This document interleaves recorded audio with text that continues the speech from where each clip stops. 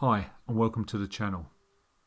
On the 30th of April 2021 we have Rarebird, Beautiful Scarlet, The Recordings, 1969 to 1975. A new 6 CD box set anthology celebrating the music of Rarebird, recorded between 1969 and 1975, featuring 59 tracks on 6 CDs.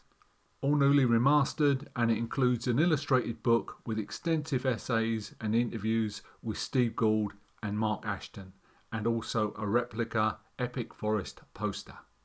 Rarebird were one of my all-time favourite bands, and during their career they never got the recognition they deserved. They made great albums and they were a terrific live act. I was lucky enough to see them play about 7 times, and not one of those gigs didn't end with the whole audience on their feet just shouting for one more encore. So what do you get for your money? Well, this one you get Rarebird, released November 1969, and on disc 2 from 1970, As Your Mind Flies By. I always think of Rarebird as having 3 phases in their career. These 2 albums are the band's progressive rock period. Graham Field, organist and principal composer; on electric piano, Dave Caffanetti; Steve Gould, vocals and bass; Mark Ashton on drums. And if you like that epic progressive rock keyboard-led sound, think Emerson, Lake and Palmer, The Nice, you'll love this. Beautiful Scarlet, Iceberg, God of War, and the million-selling single Sympathy, all set to Steve Gould's incredibly powerful vocals. So not a guitar in sight here, but you have Graham Field's wonderful Hammond organ playing set up against Caffanetti's electric piano, and the interplay between them is something else, and they explore some wonderful musical textures. As Your Mind Flies By could well be Rarebird Part 2, another great collection of organ, keyboard-based songs, with even a 20-minute prog epic, Flight, to finish side 2. So after these albums, it seemed the band were well set to continue their course to greater things, when Fields just upped and left, soon to be followed by Mark Ashton. And I found the decision back then to split the band up a bit of a strange one, because they might not have been selling tons and tons of albums, but they were a good concert draw. Gould and Caffanetti decided to continue on, now bringing Steve Gould's old friend Sid Curtis in on lead guitar, also adding in Fred Kelly on drums and Paul Carus on bass. Gould now switched to guitar, playing some lead but mostly rhythm. The band now opting for a more guitar-based sound. At the end of CD 2 here, you can hear the first fruits of the new band, with a very early version of the classic Red Man. CD 3 is the band's next album, the incredible Epic Forest. You have the wonderful twin guitar interplay of Curtis and Gould, Caffanetti now with a whole range of different keyboard textures at his disposal, a tight funky rhythm section of Carus and Kelly. The band go from driving hard rock to epic ballads, wonderful melodies, soaring harmonies, and even a prog rock epic, the 7-minute title track.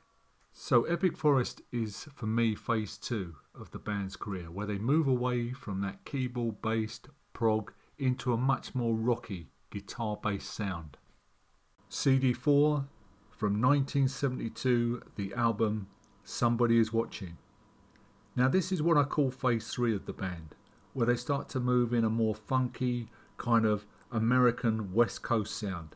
Think Steely Dan, Doobie Brothers, Boz Scaggs, and you won't be far wrong. You'll see what I mean when you listen to the title track, which opens the album. It's just an infectious, groove-laden song. Turn your head around, you combine Eagles-style harmonies with a crazy clavinet workout from Caffanetti. The achingly beautiful Hard Time, which is actually an outtake from the Beach Boys' Holland album, another album worth checking out by the way. How and where Rarebird got hold of it, I don't know, but it should have been a massive hit single for the band. Who is the Hero is a lovely, stately, elegant ballad written by Kevin Lamb, who actually sings some backup vocals on this album. Kevin is another artist worth checking out, and if you want to have a listen to him, if you're intrigued by Kevin, go and have a listen to his album entitled Who is the Hero? Somebody's Watching is another album by the band which I absolutely love, but my only problem with it, it doesn't quite capture the full magic of those songs when the band performed them live, except for the last track, which is called Dollars, and it's based around the riff For a Few Dollars More, the Clint Eastwood spaghetti western classic. And here you can see somewhat what the band were like in concert, just electrifying. In concert, when I saw them, this was usually the last track they played, and by that time everyone was on their feet. The band were working like demons, and there was no way at all you could sit in your seat. You just had to get up and move. They were that good. CD 5 from 1974, the album Born Again. And this is an album I still play regularly after all these years. It's a wonderful collection of great pop rock songs. They're full of lovely hooks and melodies.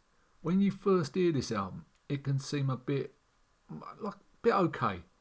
But after repeated plays, those hooks and melodies just get in your head and just won't let go.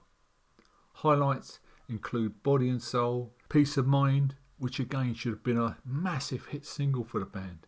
It's got a killer riff, a soaring melody and harmonies to die for. Last Tango in Beulah was another showstopper when played live with that marching electric piano riff.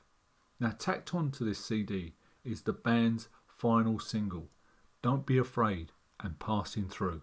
It's always been a mystery to me why this single wasn't absolutely massive. Don't Be Afraid is an infectious funky groove, powered by Cafanetti's electric piano and string synthesizer. Add in a great bass line by new boy Andy Ray, and Steve Gould, as he has done throughout this collection, provides absolutely magnificent vocals. By this time, Steve had taken over lead guitar duties as Sid Curtis had left. I love Steve Gould's guitar playing. Over the months I'd seen him, he became better and better. And he's not a shredder by any means, but he just pours out these lovely lead lines, as he does here at 1 minute 31 seconds.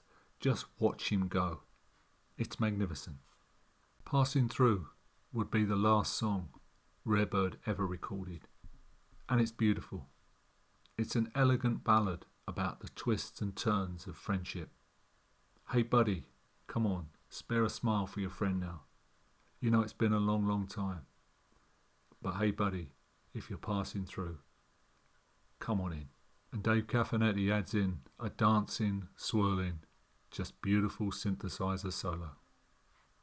CD 6, live at Drury Lane, London, June 1974. And this is where I came in. We had turned up to see Barclay James Harvest, with Rarebird as support. I'd not heard the Bird before, and I didn't know what to expect. What can I say? Rarebird just blew the roof off the place. They were just incredible, and I fell in love with the band. The whole set is here on disc 6. Back in the day, this was rumoured to be Rarebird's next album, or maybe one side of the album studio and one live, but it would definitely include this magnificent performance at Drury Lane. But sadly, it's lain in the vaults all this time. What is it, 46, 47 years? But now we finally get to hear it. If you go to YouTube, there are a couple of songs floating around, a couple of videos, and they're magnificent. So there you have it. Hopefully this box set brings some recognition to what was a truly great band, and maybe a reunion. I can dream. So the price of this box set is £30, that's $42. Is it worth your money? Yes, it most certainly is. You get 5 great studio albums and an incendiary live performance. I'll leave a link to Cherry Red Records in the description, but you can get it from Amazon, UK, Amazon.com, Rough Trade Records. It's well worth your money. Thank you for listening. Please like the video and subscribe to the channel, and I'll see you in the next video. We'll be bringing you all the latest reviews and all the latest news in the world of rock music. Thank you again. Stay safe, stay well.